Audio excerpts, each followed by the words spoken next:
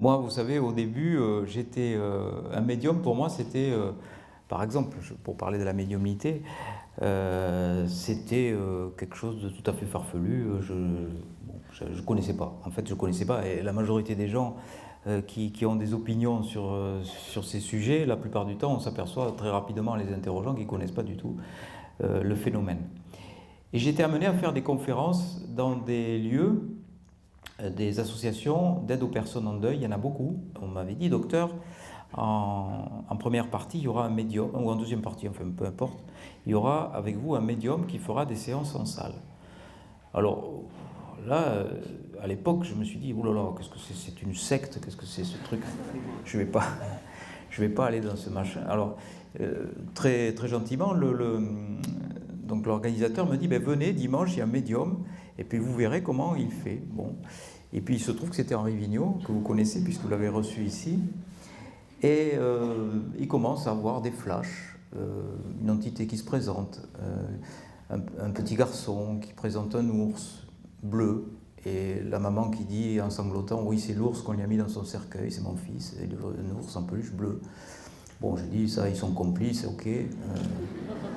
Ensuite, à côté, pareil, un truc, des signes de reconnaissance très précis. Et puis après, ça tombe sur moi. Alors, il commence à me dire: «Ah oui, votre maman est malade en ce moment, mais ça va aller». Il se trouvait qu'on venait de l'opérer de la vésicule biliaire, je l'avais endormi, et ça s'était très, très bien passé. J'ai dit: «Ça, ils se sont renseignés sur toi avant de venir». Et puis, il commence à me sortir des trucs sur mon passé, avec le prénom d'une femme que j'avais aidée, des trucs très précis qu'il n'y avait que moi qui connaissais. Et ça a été la fissure, je dirais, dans l'édifice. Et j'ai connu, bien sûr, beaucoup de médiums, Jean-Marie Le Gall, par exemple, qui est ici, Florence Hubert, enfin, tous les contacts,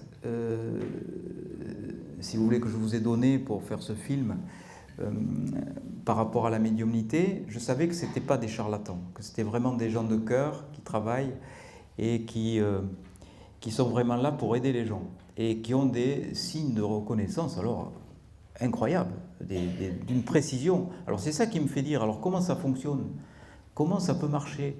Je me suis interrogé, comment ils font? Est-ce que c'est de la télépathie? C'est pour ça que je m'interrogeais sur la télépathie. Est-ce que dans mon cerveau, il a puisé des informations? Non, parce qu'il se trouve que quelquefois, c'est des informations que les consultants ne connaissent pas eux-mêmes.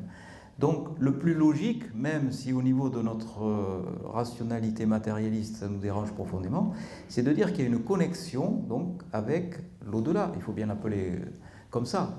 Bon, même quand on est médecin, ça ne fait pas bien de parler de l'au-delà, mais quand c'est au-delà de notre réalité matérielle, il faut bien porter un nom dessus. Donc oui, moi je pense que le plus logique, c'est de dire qu'ils sont connectés avec une forme de conscience de l'entité qui est passée de l'autre côté. Et quand on accepte ça, on a tout compris finalement. C'est allé très vite. C'est vrai, vous avez raison, c'est allé très vite, c'est un raccourci. Et moi, ce raccourci m'arrange parce qu'il me permet d'être beaucoup plus rassuré par rapport à ce qui peut se passer au moment de la mort. Et c'est thérapeutique, pour moi aussi.